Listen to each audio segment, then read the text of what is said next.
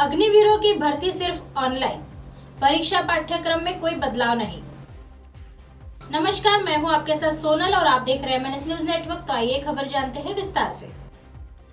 सेना के एक शीर्ष अधिकारी ने बृहस्पतिवार को कहा कि ऑनलाइन साझा प्रवेश परीक्षा CEE के लिए इस्तेमाल होने वाले पाठ्यक्रम या परीक्षा के तौर तरीके में कोई बदलाव नहीं किया गया है। भारतीय सेना के भर्ती महानिदेशक लेफ्टिनेंट जनरल NS सरना ने यहाँ साउथ ब्लॉक में मीडिया कर्मियों से बातचीत के दौरान कहा कि ऑनलाइन परीक्षा प्रारूप अपनाने का निर्णय कई वजहों से प्रेरित था। उन्होंने कहा कि युवा अब तकनीकी तौर पर जागरूक है तथा मोबाइल फोन का प्रसार एवं इसकी पैठ गांव में गहराई तक हो चुकी है, जिससे लोगों के लिए नई तकनीक सर्वसुलभ हो रही है। सेना ने हाल ही में अग्निवीर भर्ती प्रक्रिया में बदलाव की घोषणा की थी और बल में शामिल होने के इच्छुक उम्मीदवारों को अब सबसे पहले एक ऑनलाइन साझा प्रवेश परीक्षा में शामिल होना होगा। इसके बाद उन्हें शारीरिक फिटनेस और मेडिकल जांच का सामना करना होगा। इससे पहले अग्निवीरों और अन्य उम्मीदवारों को शारीरिक फिटनेस परीक्षण से गुजरना पड़ता था। उसके बाद अंतिम चरण में चिकित्सा परीक्षण और CEE के लिए उपस्थित होना पड़ता था। लेफ्टिनेंट जनरल सरना ने कहा कि ऑनलाइन साक्ष्य जांच परीक्षा को पहले स्क्रीनिंग प्रक्रिया के रूप में आयोजित किया जाना उम्मीदवारों की मदद करने और तकनीकी रूप से जागरूक और शारीरिक रूप से फिट युवाओं को सेना में भर्ती करने में मदद के लिए है। उन्होंने कहा, उम्मीदवारों को पहले स्क्रीनिंग प्रक्रिया के लिए लंबी कतारों में खड़ा होना पड़ता है और रैलियों के दौरान भी बड़ी संख्या में उम्मीदवार इकट्ठा होते थे। अब भर्ती प्रक्रिया में बदलाव से संभावित उम्मीदवारों को मदद मिलेगी और सेना प्रशासनिक प्रक्रिया के आसान बनने की स्थिति में इसे प्रबंधित करने में सक्षम होगी। लेफ्टिनेंट जनरल सरना ने कहा कि प्रक्रिया आसान, सरल और अधिक सुव्यवस्थित हो जाएगी। संशोधित में प्रक्रिया के अनुसार भर्ती रैली से पहले कंप्यूटर आधारित ऑनलाइन CEE आयोजित की जाएगी। उन्होंने कहा कि सेना ने देश भर में 176 स्थानों की पहचान की है, जिन्हें जरूरत पड़ने पर बढ़ाया जा सकता है और उम्मीदवार 5 केंद्र बन सकते हैं व जहां वे ऑनलाइन CEE के लिए उपस्थित होना चाहते हैं। अधिकारी ने कहा, इन 5 विकल्पों में से एक केंद्र आवंटित किया जाएगा। सेना के भर्ती महानिदेशक ने कहा कि बोनस अंक उन उम्मीदवारों को दिए जाएंगे 10वीं पास है और साथ ही ITI का 2 साल का कोर्स पूरा कर चुके हैं और जिनके पास NCC का ABC प्रमाण पत्र है, उत्कृष्ट खिलाड़ी है, डिप्लोमा धारक भी है। आइए बढ़ते हैं अगली खबर की तरफ। विपक्ष में कांग्रेस के पक्ष में माहौल बनने लगा है, आधा अधूरा ही सही।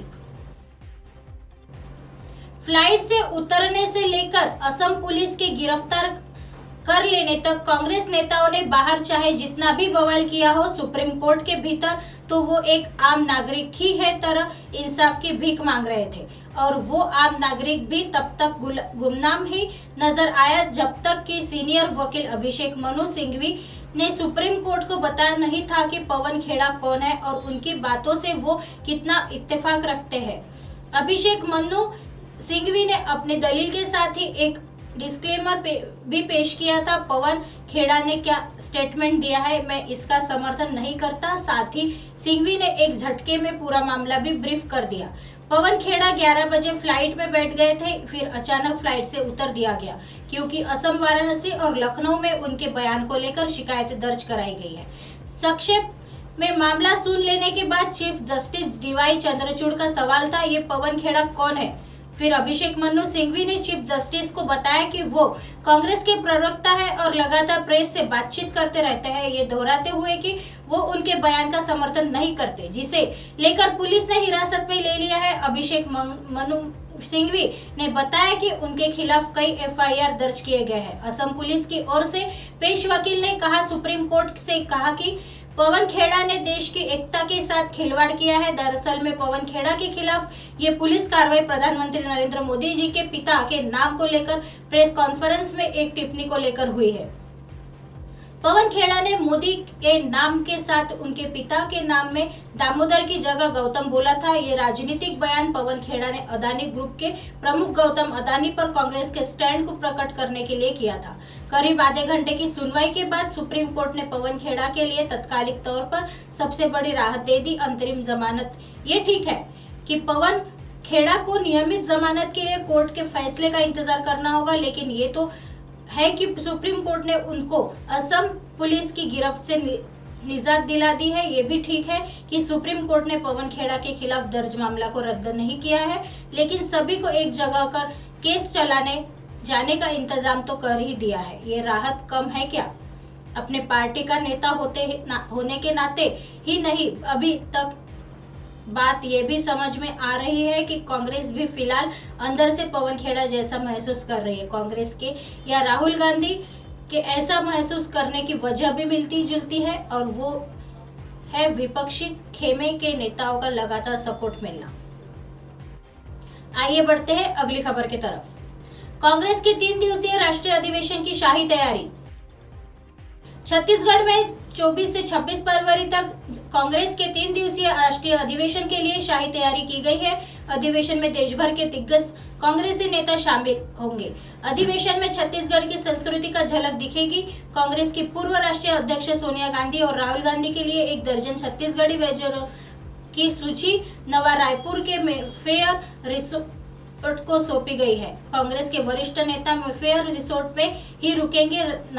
नवा रायपुर के मेला स्थल पर 12 से ज्यादा डोम लगभग तैयार कर लिए गए हैं और डोम एयर कंडीशनर है और इनकी कूलिंग क्षमता 350 एसी के बराबर है।